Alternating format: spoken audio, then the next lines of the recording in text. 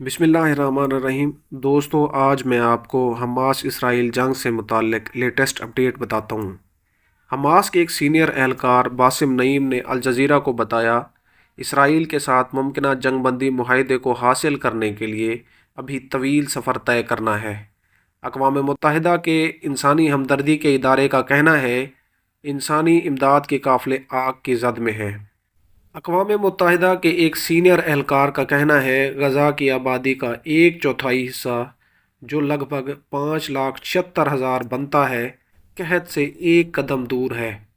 गज़ा की वजारत सेहत का कहना है, बच्चे पानी की कमी से मर रहे हैं। गज़ा की पट्टी में मज़ीद इमदाद ना पहुँचने की सूरत में बढ़ता हुआ कहत हज़ारों इंसानी जानें ले सकता है।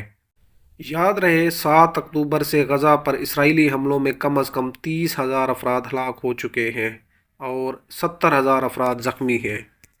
इसराइल में मरने वाले अफराद की तादाद 1139 है। तकरीबन 30,000 अफराद को हलाक करने के बाद अब भी इसराइल का कहना है कि वो गज़ा के लोगों के ख़िलाफ़ नहीं है। इसराइली फ़ौज के तर्जुमान डैनियल हगारी ने आलमी सहयूनी तंजीम WZO की हंगामी कॉन्फ्रेंस से खिताब करते हुए कहा कि इसराइल हमास के ख़िलाफ़ लड़ रहा है, न कि गज़ा के लोगों के ख़िलाफ़। इस जंग में हमारा मकसद अपने यरगमालियों को आज़ाद करवाना है। हम शुमाल से जनूब तक हमास के मिलिट्री फ्रेमवर्क को ख़त्म कर रहे हैं।